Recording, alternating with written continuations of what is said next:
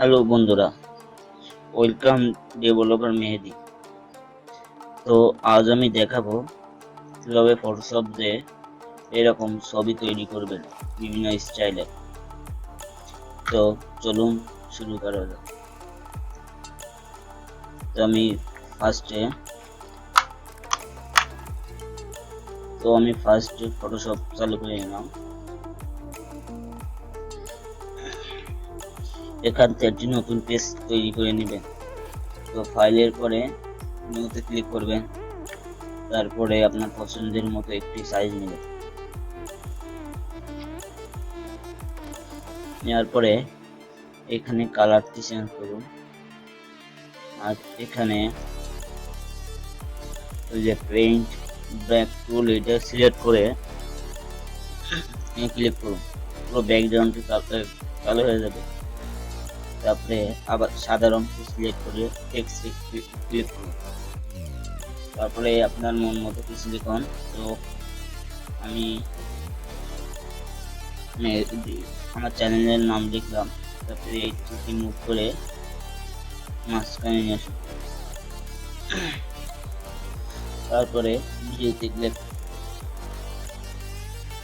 তারপর ফিল্টারে গিয়ে স্টাইলিশ হয়ে যাবে। আবারও বলছি, ফিল্টারে গিয়ে স্টাইলিশ, তারপরে যাবেন উইন্ড লেখা, মানে দেওয়ার পরে ওকে দিবেন। দেওয়ার ফলে তারপরে কন্ট্রোল আর এফ চাপ দিবেন। যত চাপ দিবেন দেখুন এটা হচ্ছে। তো আমি অল্প করে নিচ্ছি। হয়ে গেলে এবার ফিল্টারে যাওয়ার পরে এখানে দেখুন লাইভ, এই যে এখানে ক্লিক করুন দ্বিতীয় অপশনটি।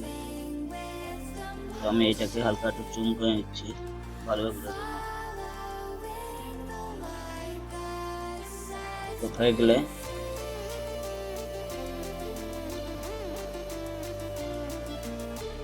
এখানতে এরকম করে হালকা করে ঘোলা করে নেন। তো আমার চুলটা করে নেই, মানে ইরেনতে একটু ঘোলা করলাম, ধীরে এখান থেকে এই যে একটু ঘোলা করে দেবেন। তো আমার সাদা কালার বলে ঠিকভাবে বোঝা যাচ্ছে না, ওকে দিলাম। দিলে দেখুন এরকম হয়ে যাচ্ছে।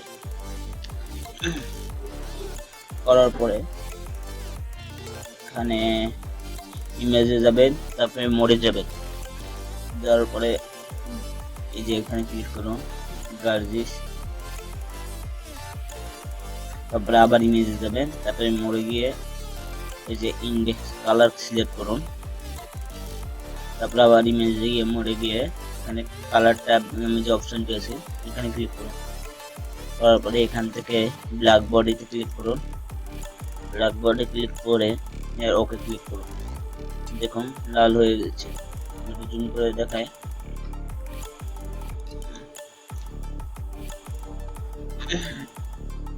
এরপরে টেক্সটে গিয়ে আবার লিখুন, ওই একই লিখবেন যেভাবে লিখছেন।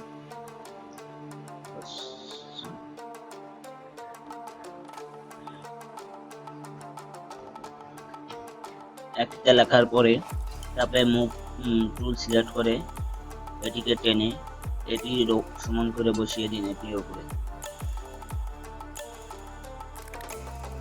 তো আমি দেখি ঠিকভাবে বসেছে কিনা। তো এটির উপরে সমানভাবে বসিয়ে দিবেন।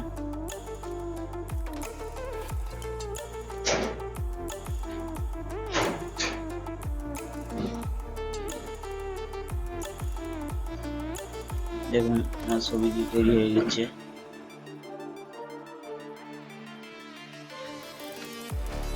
যে দেখুন, তো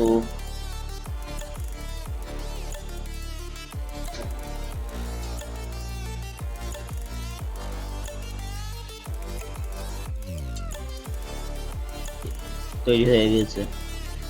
তো যদি ভিডিওটি ভালো লাগে প্লিজ লাইক করবেন, শেয়ার করবেন। এরকম ভিডিও আরও পেতে চাইলে আমাদের সাথে থাকবেন। ধন্যবাদ।